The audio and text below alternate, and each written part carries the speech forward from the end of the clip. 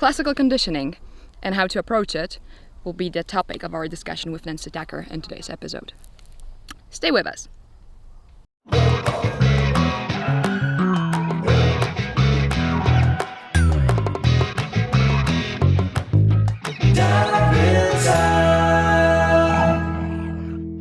Thank you, Nancy, for joining me today. I'm really glad to have you here. We are going to talk about classical conditioning and its application in dog training. How can we use it, especially in husbandry training, in everyday life? And maybe we should start with what is actually classical conditioning. Okay. Classical conditioning, I'm always very careful to try to simplify the definition as much as possible, because I fear when we get too wordy, sometimes we can lose its true meanings or be misunderstood. So classical conditioning is pairing two stimuli, one stimulus which is has absolutely no meaning to the dog, pairing it with a stimulus that generates an involuntary reflex in the dog. So we are pairing these two stimuli so that the first stimulus, which previously had absolutely no significance to the dog, creates the same response that the second unconditioned stimulus, in other words, a stimulus that never needed to be conditioned, it generated an involuntary response, a reflex in the dog. So we are pairing them so that the first, I don't want to use conditioned and unconditioned. I don't want to confuse or muddy the waters. Yeah. So we pair the two stimuli so that the first previously insignificant stimulus will generate the same response that the second stimulus already did. Right. So we can give an example. Can we say that this is what we do with a clicker at the beginning, with a clicker sound? You mean to pair it with food? Yeah, sure. That would be a very simple example. The classic example, of course, which is, actually historically incorrect, but the classic example that we all recognize is the ringing of a bell, Pavlov's use of, when he was working with dogs. The ringing of a bell, which previously means nothing to a dog, is not significant. Pairing it with the presence of food, which automatically generates an involuntary reflex, salivation, for the dog, and the sequence of events, pairing the bell before the presence of food. I think it's important that we talk about the sequence of events as well, that the unconditioned, the conditioned stimulus needs to happen before the unconditioned stimulus for the association to be made. All right. So basically we work on reflexes responses, as you said, right? With classical conditioning. Involuntary responses. And how it relates to dog training. Do we use involuntary responses when we work with dogs?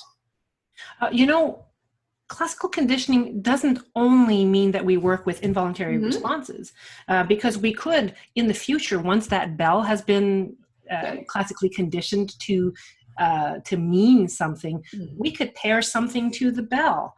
All right. Which would still be, it would be higher order conditioning, but we are still classically conditioning another item, maybe the sound of a cheese wrapper, the sound of a door opening, any other stimulus with the bell, which now has a significance to the dog.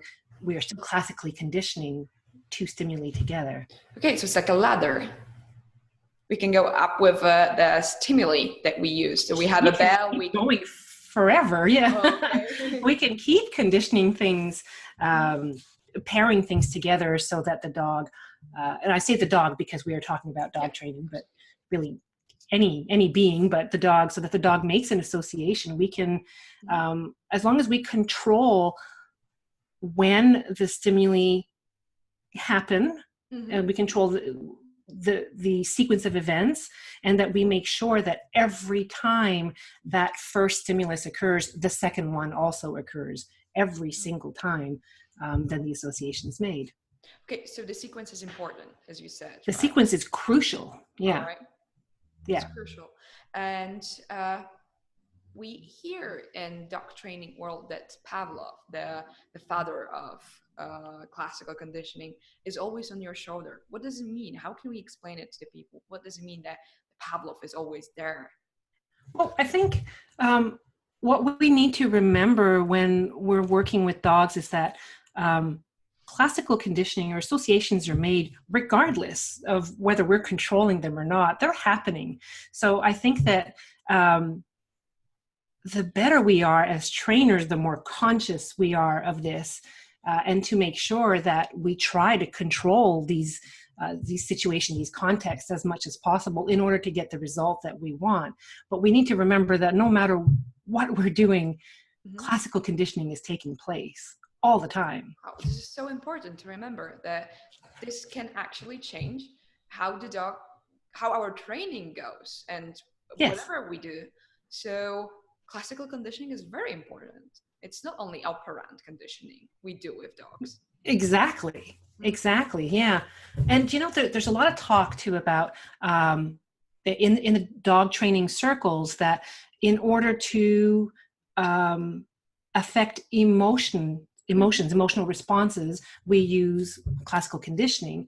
And in order to affect behavior, we use operant conditioning. And I think that many trainers might get caught in a trap thinking that those two are completely different and separate things, not realizing that they work together all the time, and that we can only affect emotions by working with classical conditioning, and that's not entirely true. We can affect an emotional response through operant conditioning. It's probably, I think that if trainers rely too much on operant conditioning to try to affect an emotional change or an emotional response in a dog, I think that some of them might accidentally slip into flooding if they do that. If they rely too much on trying to use the ABCs of operant conditioning to affect emotion, I think that sometimes they might be slipping into dangerous territory where they could turn it into flooding. So, which is why I think, pardon? They can mask what the dog actually feels about what they do with operant conditioning. Possibly. Can you give me an example? For example, like with flooding, the dog will still do the behavior or the consequence, but this will mask the deeper thing that we talk about right now. So classical conditioning may have a different effect than the operant conditioning. Yes, a different one that we intended as well. Yeah, for sure. And we see that a lot in husbandry training as well. Or you and I had a conversation recently too about wearing harness. You were working on that with your dog, and I'm also working on that with my dog. And that's something where when we're using rewards, when we're using reinforcers, and we're trying to help the dog feel better about or have a better positive response to his harness, but we're using rewards, and he may be offering us behaviors because of the reward, but we're not actually making him feel any better about the harness. And if we're not very, very careful to notice that he's actually just working for the reward, he's not really into his harness, we can create a different association, one that we did not intend to. And I see your face, and I do it too.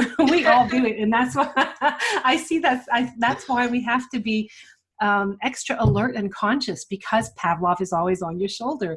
And we have to be very, very aware of that. And it happens.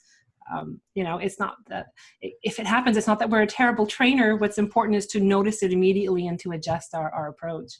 Yes, I don't know if you remember my video, because you definitely saw it with Gatsik and harness it was the first video I showed you in your class. with Gatsik, and I was working on operant behavior with harness, and he was doing it, but you could see by his body posture and everything he did that it was not actually the response I would like to have in future. Yes. Yes, exactly. And it was contingent on the reinforcer being there. Yeah. I don't Absolutely. think that he would have offered the same behavior without the reinforcer No, present. there'd be more backing and just leaving the place and going somewhere else. But it looked like he was, it looked like he was engaged. What was happening. Absolutely. Yeah. And he was doing the behavior that we wanted, and it was being reinforced. And this is where I say sometimes that can work. Sometimes with enough repetition, we can change his emotional response using operant conditioning. But I think it's a gamble. And I think that I don't think that most of us are good enough trainers to be able to rely on something like that, and that we should try as much as possible to separate our methods and our exercises. Okay. Yes, because you said that we could. It's a gamble because Pavlov is there. It's like classical conditioning. It's happening, and you can't change it just by working on a behavior, because what the dogs the response is not it's the dog's choice. I mean, it's the organism is choosing the response. So we need to be really careful when we work, especially on behaviors that may be challenging for the dog. So it goes to husbandry training and all the behaviors that are considered not pleasant. And how can we use classical conditioning? How can we use those unconditioned reflexes to work for us? Well, it's a science, so we can't cheat. We can't. First of all, we can't make the process go any faster than we want it to go. We can't make it go. I need to reword that. We can't make it go as fast as we want it to go. Yes. We need to progress at the dog's speed, whatever that may be. And if we're dealing with a stimulus that is neutral to him and we are creating a new response, that can happen pretty quickly and pretty seamlessly. But if we're dealing with something to which he already has formed a negative association, then we're talking about counter conditioning. We're starting from much further, and we need to be much more careful and move systematically and very gradually, and which is why systematic desensitization and counter conditioning usually work hand in hand. Those two particular methods, very gradual exposures while we help him build a new association. And again, sequence of events here is crucial. Presentation of one stimulus before the other. Okay, and this is actually the opposite of flooding. Yes, yes. Systematic desensitization absolutely is the opposite of flooding.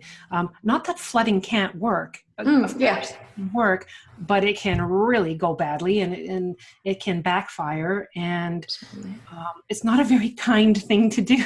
It's ethically. Absolutely. Absolutely. And because you said if we have a neutral stimuli, it's much easier. So we should take it into consideration when we work with our dogs, and when we teach them some husbandry training, some behaviors we often forget about. And this is much easier when you start from the 0 point than when you start with -100, for example. And I think this is what happens very often in the husbandry training, that we skip that part. I mean, we focus on sit, we focus on down, we focus on some obedience training, and we forget that the husbandry training is actually the biggest part of our life with dogs, that we need to trim the nails, we need to wear harness practically every day. And when we skip that part of classically conditioning the response to the harness, to nail trimmer, we start from the point minus, and it's not easy. And I think that the way that it happens, and the reason that it happens so easily and almost predictably with just about every dog, is that the first time that we put the harness on, the first time that we clip nails, those associations are being made, but we might not be seeing such a strong response on behalf of the dog. He could, we could be trimming his nails and he could be confused and not liking it and not really, and it might take several repetitions before he finally says, you know what, I'm not putting that harness on today. So not only are we missing the chance to build a positive association from the beginning, we are inadvertently or accidentally creating a negative association, and we don't know it until it's too late. And now we have to start counter conditioning and desensitization, which is of course 10 times the amount of work, and doesn't always work. It doesn't always work. And I need to clarify that. What I mean is, I think that a lot of people think that classical conditioning or counter conditioning is getting a dog to a point where he likes something that he previously disliked or feared. And that's not necessarily true. I think that we can, if we're lucky, we'll get to a point where the dog will tolerate it well and no longer fear it or no longer dislike it. And the example that I like to use is if somebody is afraid of the dentist, afraid of going to the dentist, we might be able to use a classical conditioning to get the person to overcome their fear and to tolerate a treatment or a dental treatment. But I'm pretty sure we're never going to get them to enjoy a root canal or a tooth extraction. That's asking for a lot. So I think that when we're working with dogs to help them overcome a fear or to help them turn around a negative association, I don't think that our goal should be to expect that they will now like the thing that they previously feared. I think that we need to reach a point where they're either neutral or, and that's good. Neutral is good. I think that's very good. That's a goal, yes. Or at least to a point where they tolerate it because it's necessary, like nail trims. But I'd like to talk about some of the things that we might think are extremely important, but might not be necessary. Absolutely. Like harnesses, for example. Is a harness really necessary, and why is the dog uncomfortable with the harness?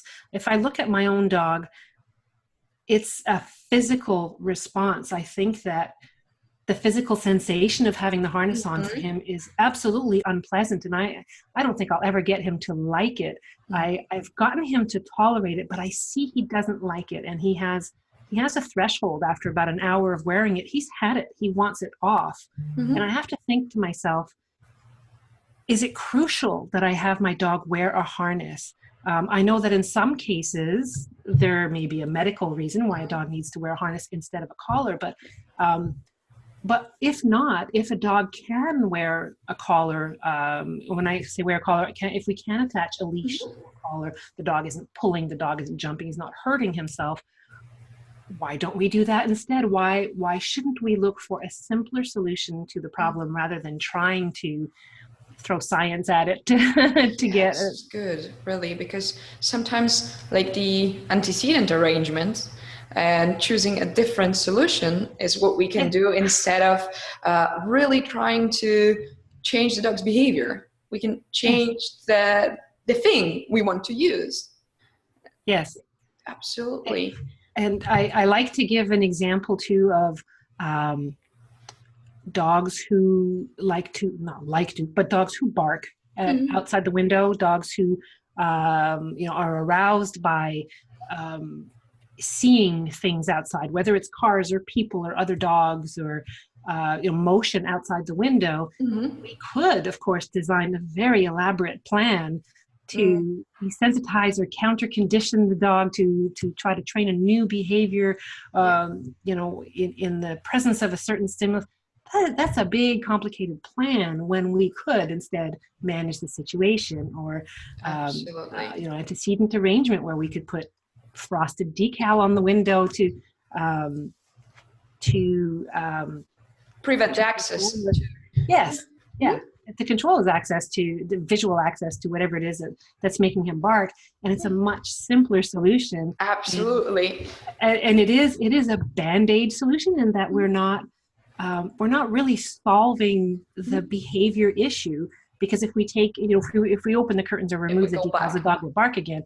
But from personal experience, having done that with a dog that went bananas when she saw something moving outside the windows, and I applied the decal with the intention of going into a very elaborate training program for her, I never did it. And the decals were up for the 6 remaining years of her life. And I never trained it, and it was perfect. It worked. And it worked, because sometimes we can do that. We simply can Of change it. And sometimes it's easier for all of us, because very often we need to remember that the training needs to be done very well in order to be successful.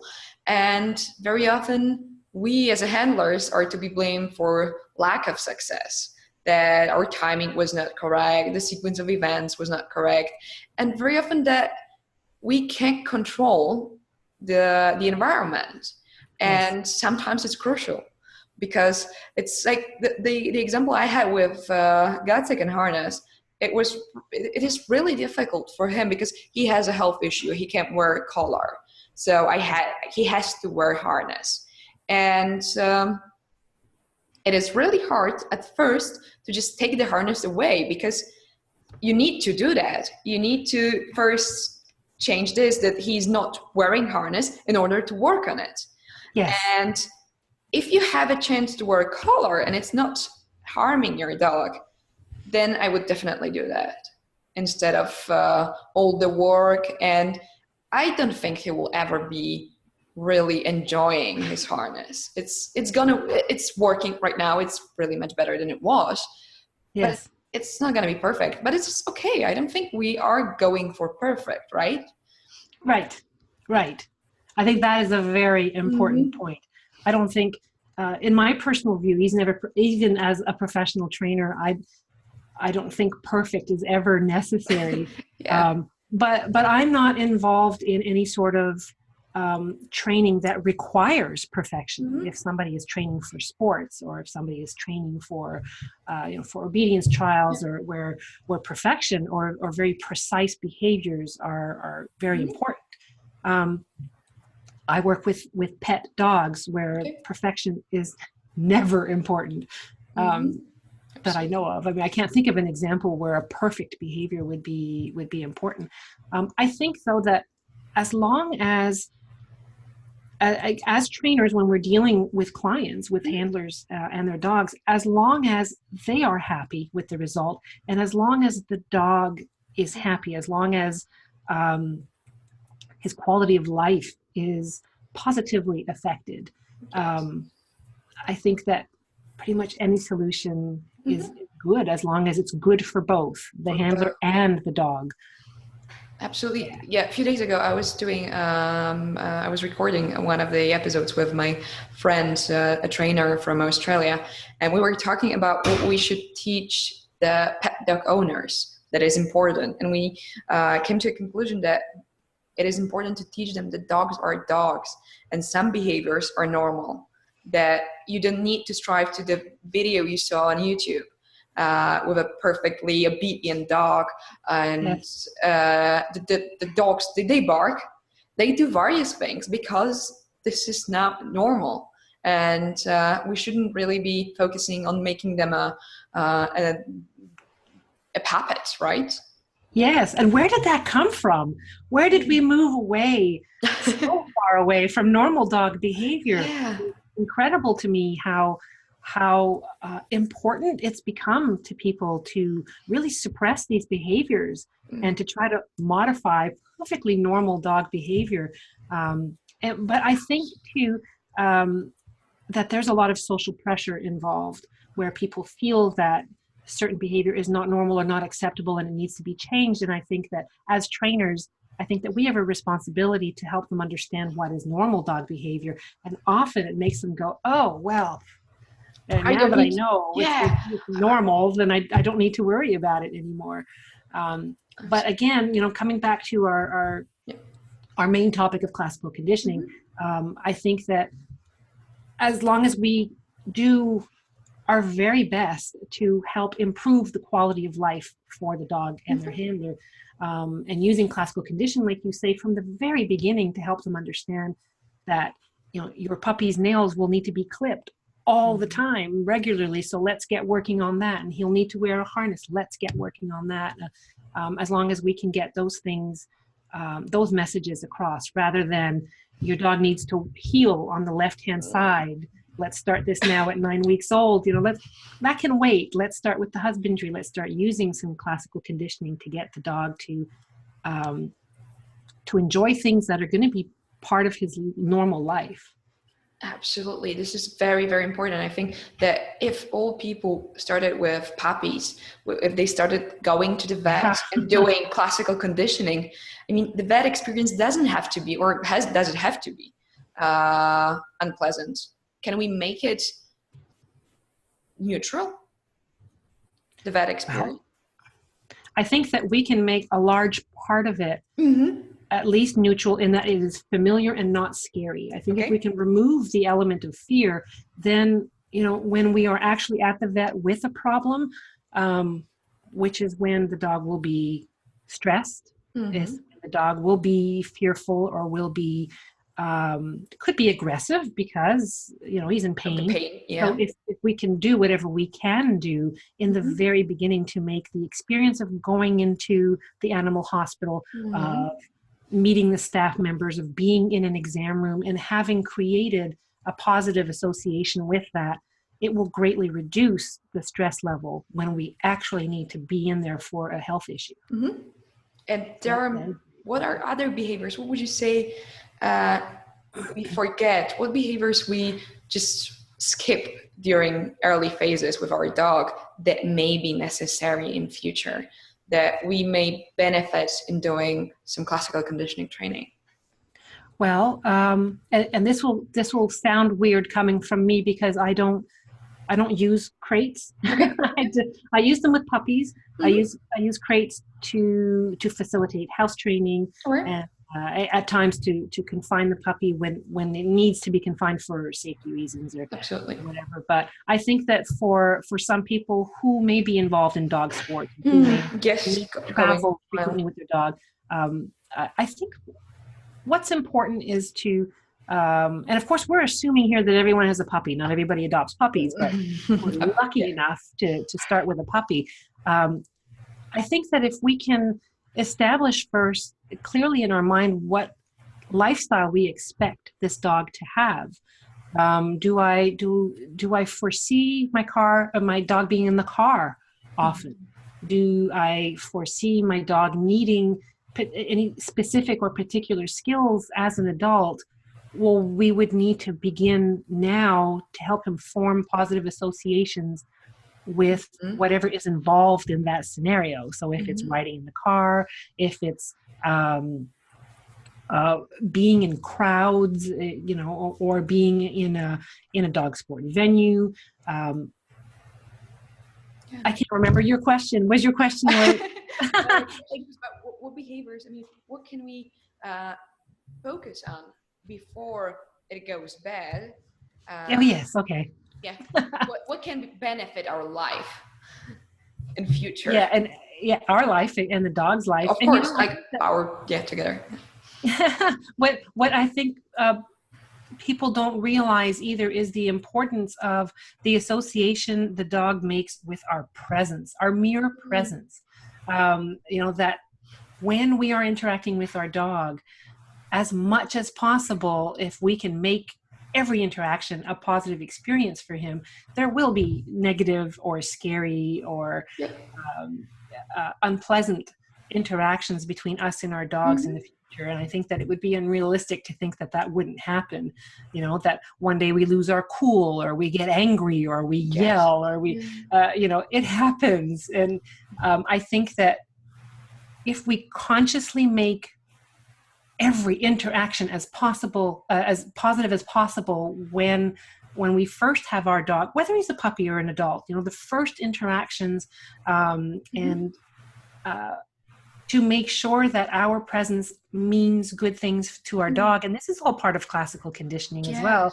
those moments when we have to, I'm sorry, buddy, I have to put you in the car and take you to the vet, or I'm going to have you need this emergency treatment. I'm going to have to hold your head now. I think that if we have created such a positive link between us and our dogs using classical conditioning, then it's easier to get through those really tough moments. All right. Just like a bank of trust. Yes, of course. The Susan Friedman's word, the trust account, building a trust account. Absolutely. Absolutely. That is very, very important. All right.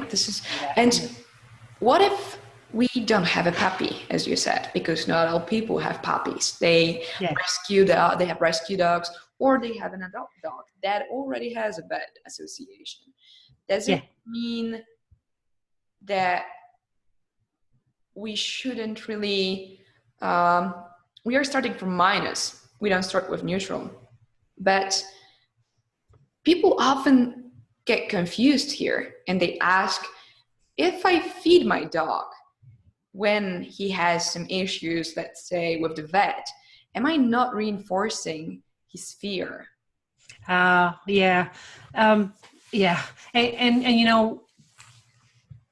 I know that we say you can't reinforce fear, you can't reinforce an emotion. And I think that's unclear. I think that when we say that, people hear it, but they don't understand, how is that possible? Because you've just told me that when he does something, if I give him a reward, I will reinforce that behavior. So it's very hard to try to clarify separating emotion and behavior. And I think that it's important to when we talk about this with our clients, I think it's important to teach when we are trying to change an emotional response, that behavior doesn't matter. It doesn't matter what the dog is doing at that point. If you are helping him make an association between one thing and another, don't worry about his behavior yet. And we will see a change. You will begin to see when the emotion begins to change, and you can see that he is starting to make a more positive or neutral association between the two stimuli. Then you can sort of graduate to operant conditioning, and then you can start asking or expecting behaviors before you start reinforcing. So if a dog is, I'm trying to think of an example here, a real life example. If I'm walking with my dog and I know that my dog is, for a lack of a better term, reactive towards other dogs. If I know that my dog is reactive towards other dogs, and when we are walking and I see that he has seen the other dog and he's very alert, and I feed him, it doesn't matter whether he's standing or sitting or lying down or on my left, or I don't care what his behavior is, as long as he's seeing the stimulus and I am feeding him something spectacular. I'm not going to bring out kibble for something like that, or regular food. I'm going to bring out awesome food. I will do this until I see a change in his response, until I see that he's able to look up at the dog and not respond, and not be super alert or standing up straight and his ears forward and his body stiff. If I can see that at a certain distance now he's starting to be relaxed, then I can start maybe asking for a sit. If I want, I can start asking for a sit before I reward him. So although I'm doing the same thing in the presence of a dog, I am feeding my dog. In the beginning, it doesn't matter what he's doing. I'm trying to influence his emotion. And later on, when I have influenced the emotion, then I can start influencing his behavior. If that makes sense. Yes, and it makes sense because basically what people forget very often with classical conditioning is that you don't require a certain behavior. You just feed, for example, your dog. I mean, you're just giving great food you have. It doesn't matter, as you said, what the dog does. So, but you can see a change in an operant behavior with classical conditioning very often, right? Like when we classically condition and stimuli, And we work on counter conditioning. So as in your example, the dog was alerted when he saw another dog, you just work on classically conditioning, counter conditioning in this case, right? His response.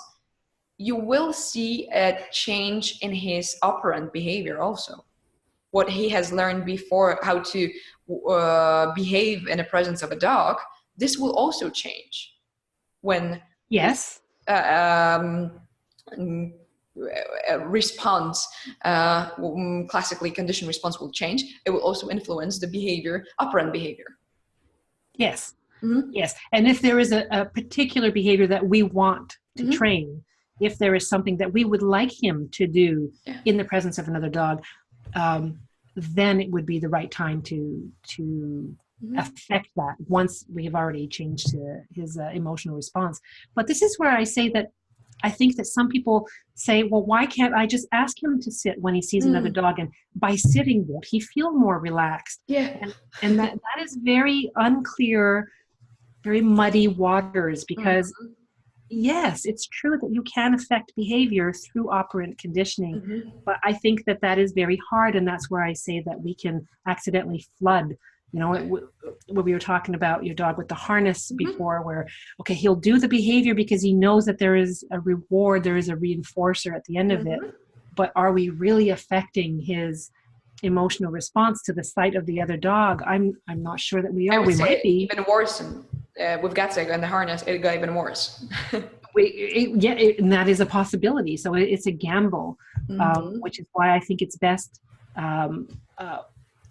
when we are classically conditioning, the presence of another dog, in this case, if we're talking mm-hmm. about a dog being reactive to another dog, the presence of another dog equals food, guaranteed. It doesn't matter what you do. Yeah.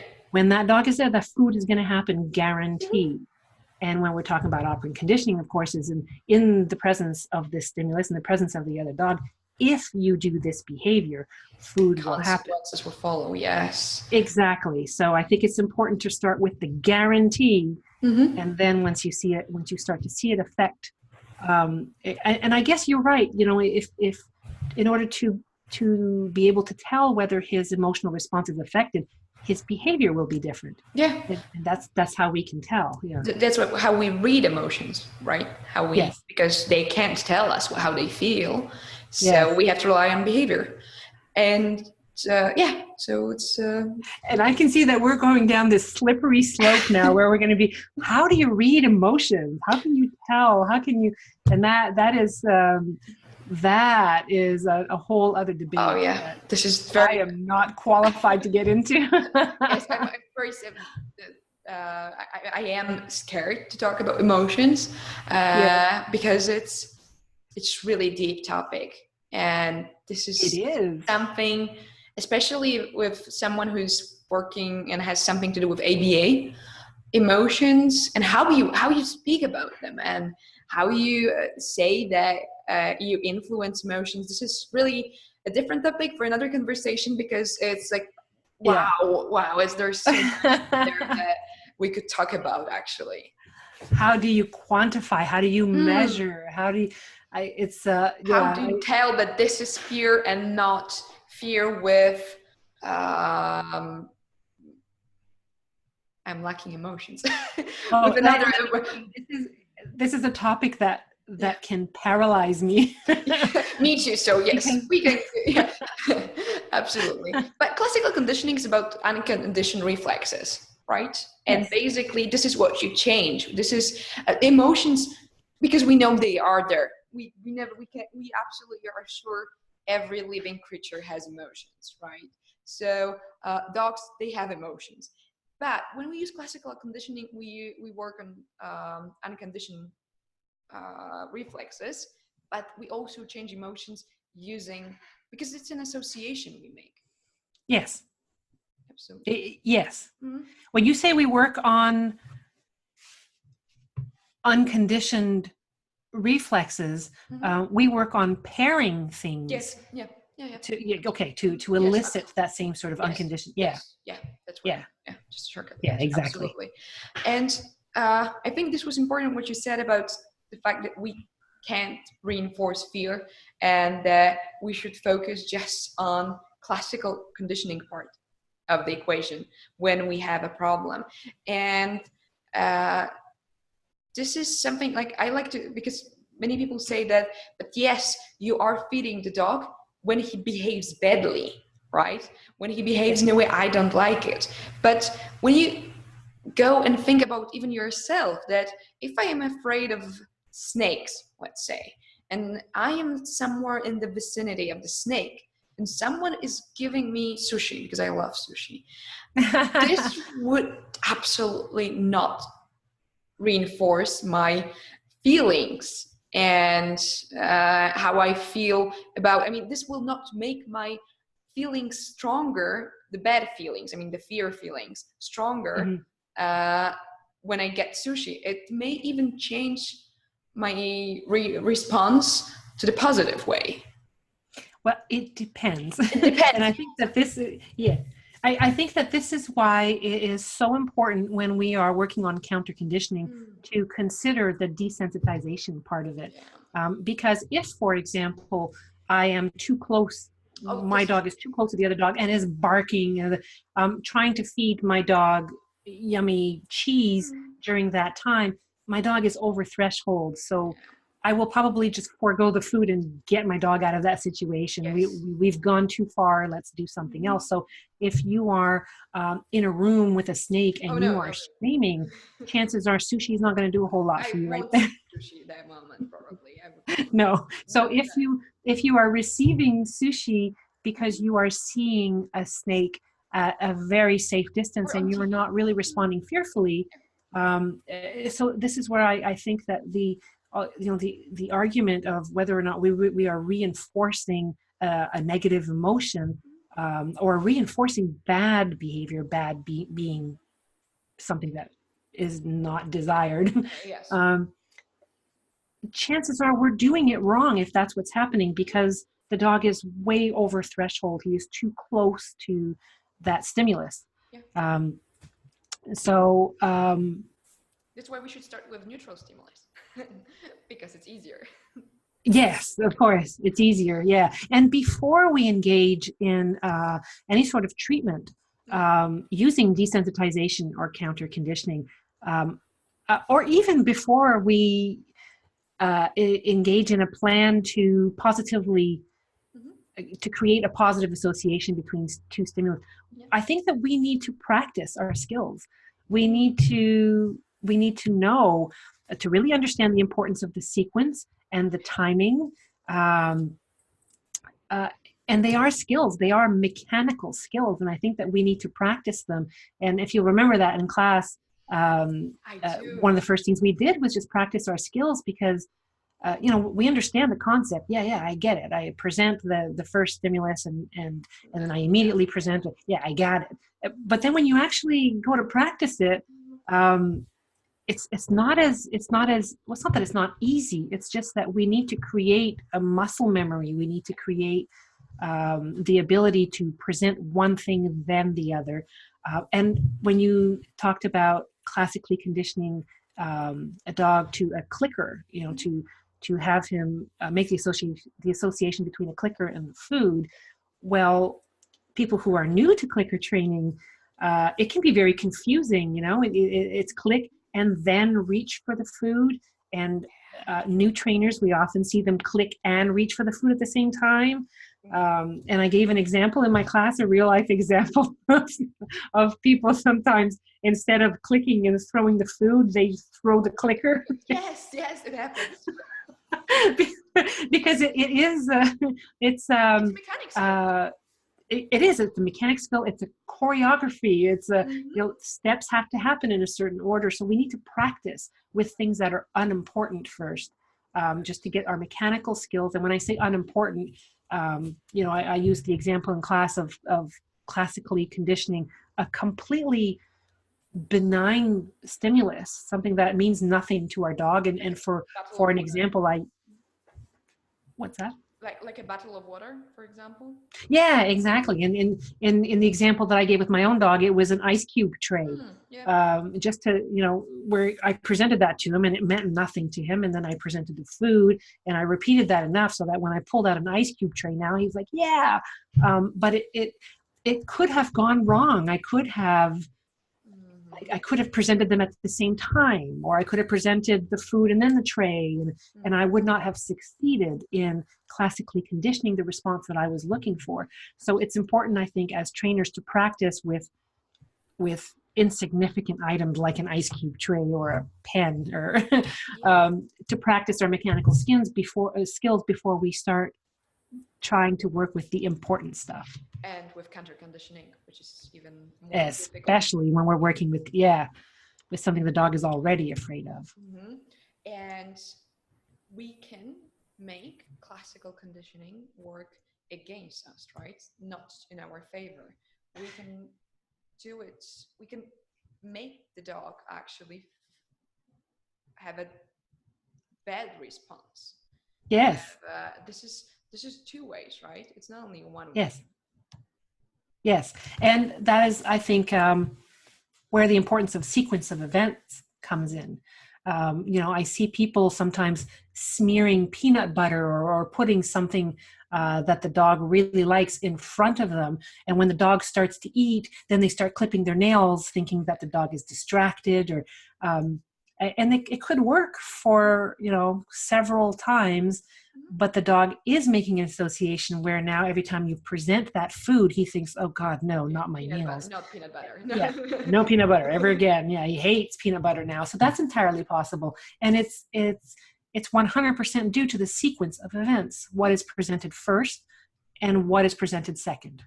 Yes, because that in the example with peanut butter, you have a unconditioned stimulus first. No, the neutral one. I'm sorry, say again. In the example with a peanut butter smeared on the wall or in a whatever place, you have a opposite sequence. Yes. Right. Yes. The first is the unconditioned stimuli, and then it's the neutral stimuli, or the aversive in this case, probably. Yeah, or it could have been neutral, but becomes aversive. Yeah, absolutely. Absolutely. Wow. Classical conditioning is really, it's like, we don't talk about it a lot. We focus on reinforcing behavior, and we forget that there is a really big part of how we can influence the association. And I think we talked about husbandry training, but also when I consider dog sports, that how we work with them, if we use some traditional ways of training, or if we use positive training, it not only matters in terms of behaviors you teach, but also with what reflex response you will condition to the stimulus of training session and all the events that happens. So this matters all the time. All the time. And I think that the better trainers are aware of that before an association is even made. They are very keenly aware of the environment and what association the dog might be making, might be in the process of making before it's actually made. And I think that comes with practice. That comes with a lot of practice. That comes with being able to read the dog's body language, and that comes with practice. It's a skill. It's not so much an art and a talent as it is a skill. We can learn these things just through observation and through being around really good trainers. Absolutely. So to give people, and to sum up our conversation, and to give people also a tip, we should start, if we want to try classical conditioning, we want to work with a neutral stimuli, we should consider the sequence of event, our mechanics, as you said, and the proximity also to the stimuli, to make sure it's not being aversive to the animal. What else would you say we can add? When you say proximity, do you mean timing, or do you mean the proximity? It's like when you present even a neutral stimuli, you can present it in a way that it's too close to the animal. Oh, yes, that's a good point. Yes, that's a very good point. Where, the personal space, that's an excellent point. So is your question, what is the sequence, or how can we do this? Or what else we should remember when we work on classical conditioning? So we have a sequence of events. We have our mechanical skills we should practice and went with. What else we should remember when we want to work on classical conditioning? Well, and the timing between the appearance of each stimulus. There can't be too long of a delay. It has to be very quickly, quickly paired, very quickly matched for the dog to make the correct association. And I think that it's important for people to remember too, that not only when we're classical conditioning, when we're using classical conditioning, but when we're using counter conditioning especially, that it takes time to be patient. It takes a lot of repetition. It takes a lot of repetition to make an association that will last. And then remembering that the dog has made this negative association and it is quite anchored. It has lasted. It's going to take a while to turn that around. So we need to be patient, and we need to understand that if it's not happening quickly, it's not the dog's fault, and we need to keep working at it at his pace and to not expect it to be perfect. That we're not aiming for the dog to be super happy about something that was previously aversive. We should aim for a neutral response. And I would add it to it also, don't focus on behavior. This is not about behavior. Not yet. Not yet. Yes. Yeah. We are actually doing this in order to be able to influence the behavior in the way that if we want to train a behavior. And we don't always want to train a behavior. Sometimes we just want to change the dog's emotional response to something. And that's okay. Absolutely. Thank you, Nancy. I really enjoyed this one. This has been fun. Yeah. And I think this is such an important topic, and very often we forget that we can have our both life, ours and our dogs, easier just by investing some time before things go wrong. And this is something we should remember, and maybe try with neutral stimuli and work and see how it influences the future, because I think it's really good investment. That's an excellent point. And I would add that if something does go wrong sometimes, and it often does, that we don't always need to fix it, that sometimes it's okay to manage it. I think people are afraid of management, and I think management is perfectly fine as long as it improves the life of the dog as well as ours. Absolutely. Thank you. And I hope it's not the last time we see each other here. Thank you so much. Again, this has been a lot of fun. Thank you, Nancy.